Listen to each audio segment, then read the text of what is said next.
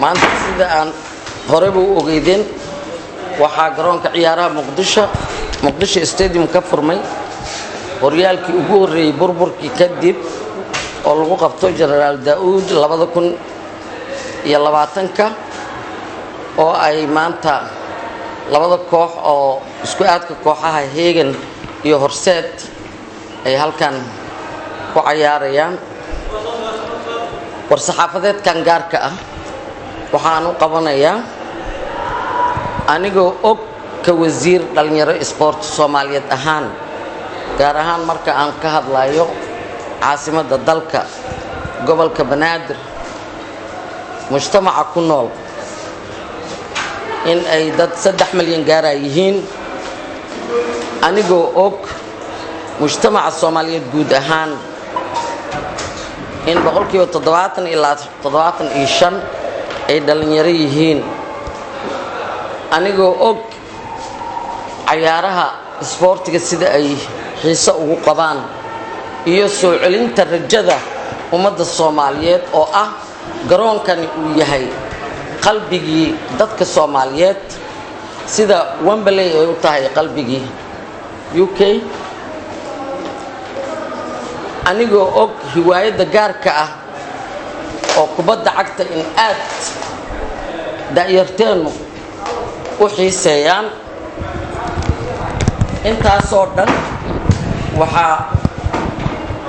dheeri ka ah tan iyo markii madaxweynaha jamhuuriyadda uu furay garoonka waxaan ku soo aadnay xaalad cudurkan safmareenka ah ee COVID-19 ama coronavirus saas daraaddeed horey ayaan u mamnuucnay oo ay ogyihiin dhammaan olombikada iyo xiriirada in aan mamnuucnay meelaha la isugu imaanayo iyadoo ay ahayd go'aanka dawladda gaar ahaan xukuumadda oo raacayo talada wasaaradda caafimaadka iyo takhaatiirta Soomaaliyeed anigoo og hamuunta ay u qabaan inay maalin kasta 20 ilaa 30 kun oo dhalinyaro ah oo daafaha magaalada iyo nawaaxigeeda ay iskaga imaanayaan tartankan maanta uu furmay saddexda garoon oo garoonkan oo dalka ugu weyn iyo labada kale ee Engineer Yariso Stadium ee jaamacadaha garoonka jaamacadaha ayaana ay u qaybsan tahay sida wasaaraddu og tahay oo xiriirka kubadda cagta dejiyeen suurtagal ma aha maalin kasta inaan 20-30 kun dhalinyaro ah ay heli waayaan garoon 60 kun qaada oo xitaa la heli karo social distance dadka firaaqo ay ugu daawadaan wasaarad ahaan annagu ma qaadno 26 ka wasaarad waxaan nahay wasaaradda kaliya oo aan dakhli dawladda soo gelin garoomada kubadda cagta oo ugu weyn yahay garoonkan Stanley Muqdisho gacan ku hayntiisana wasaaradda iyadoo ay garoomada dawladda ay mas'uul ka tahay ka wasaarad ahaan ka wasiir Khadiija Maxamed Diiri ahaan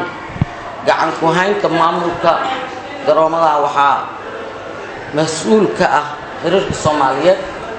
ee kubadda cagta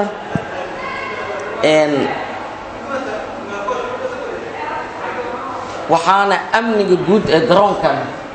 gacanta ku haya iyo garoomada kaleba ciidanka booliska Soomaaliyeed oo aan uga mahad celinayo sida quruxda badan ee qaybaha hadda diyaarka ah iyo qaybaha kaleba ay amniga garoonka gacanta ugu hayaan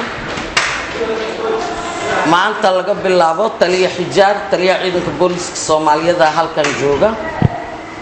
waan isku daynay ka hooyo ahaan aniga gurigayga waxaa ugu daayar galeed xaq waxa uu leeyahay ay dhalinyarada Soomaaliyeed u leeyihiin daayarteen waan ogahay jadbada u haysa kubadda cagta mararka qaarkood aan burdo uga soo kacaa ayagoo ciyaaraha kala fiirsanaya Chelsea taageera ciyaartooyda caalamkana CR7 marka asaagu waxa soo dhan aabbo iigu ah galay gurigaygaan marka kusoo sasaa hamuunta ay u qabaanan ogahay dhalinyarada soomaaliyeed marka maanta ayagoo qalbigii ummadda soomaaliyeed garoonka istaadiga muqdisho dowladda madaxweyne maxamed cabdulaahi farmaajo waxyaabihii lagu hirgeliyey isxilqaan dalkaaga ku dhiso ayuu furo u yahay garoonka ciyaaraha muqdisho hay-adihii iyo dowladihii gacanta ka siiyey na waan uga mahad celinay hore laga bilaabo marka maanta mudana guddoomiye taliska ciidanka booliska marka lagu qabanayo garoonkan waa u fasax da'yarta soomaaliyeed ee ku nool gobolka banaadir lacagna ma qaato marka iyadoo amnigana la sugaayo ayayna haddii allaha uga ogolaado ay soo geli doonaan marka si gaara ayaan warka saxaafadeedkan waxaan ugu bixinayaa in dhalinyarada soomaaliyeed maanta kadib ay taas ogaadaan waa furan yahay tartankii jenaraal daa'uud 2020 oo aan ku faraxsannahay garoonkii oo saacaddii iyo kuraastii u dhammaystiran tahay maanta in lagu furay wabilaahi tawfiiq